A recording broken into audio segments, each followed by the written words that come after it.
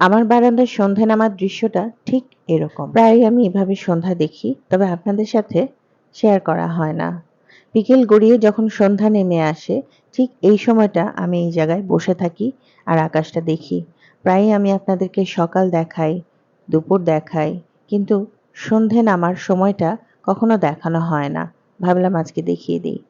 অদ্ভুত সুন্দর, তাই না? আসসালামু আলাইকুম। সুমনিস ব্লগ পেজ থেকে সুমনি বলছি। দূরের এবং কাছের, দেশ এবং দেশের বাইরে যে যেখান থেকে আমার ভিডিওটি দেখছেন সকলকে জানাই অসংখ্য ধন্যবাদ। যারা আমার পেজে লাইক, শেয়ার, কমেন্ট করেন তাদেরকে অসংখ্য ধন্যবাদ জানাই।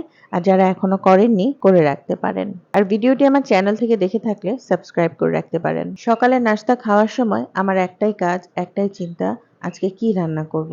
সামনে ঈদ আসছে, এখন আর মাংস রান্না করব না।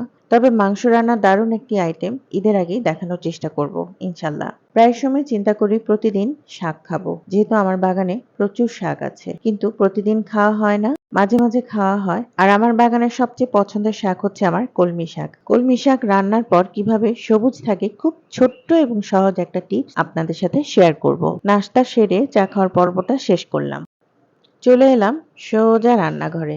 এখন কলমি শাকগুলো ভালো করে ধুয়ে কুচি করে কেটে নিব।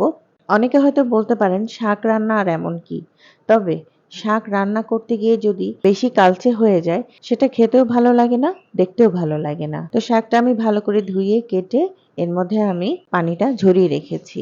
এর মধ্যে কড়াইয়ে পেঁয়াজ, রসুন, কাঁচামরিচ, আর এখন যে ট্রিক্সটা আমি ফলো করি সেটা হচ্ছে অল্প একটু হলুদ।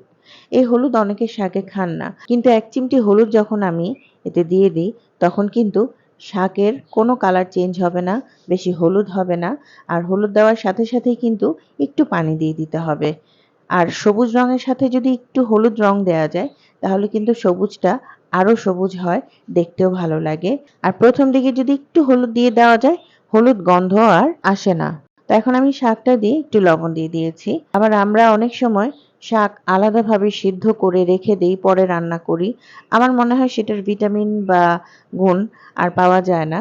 যখন তখন শাক এনে যদি এভাবে রান্না করা যায় তাহলে কিন্তু ভিটামিন বজায় থাকে আর খেতেও ভালো লাগে। তো এখানে আমি অল্প পরিমাণ সময়ে ঢেকে দিয়েছিলাম।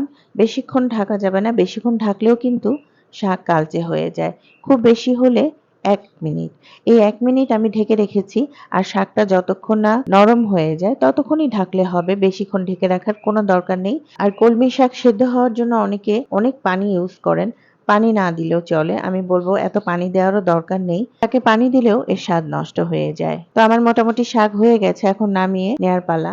আর রংটাও খুব সুন্দর এসেছে। আশা করি আপনাদের খুব ভালো লেগেছে। আজ এ পর্যন্তই। সবাই ভালো থাকবেন, সুস্থ থাকবেন। আল্লাহ হাফেজ।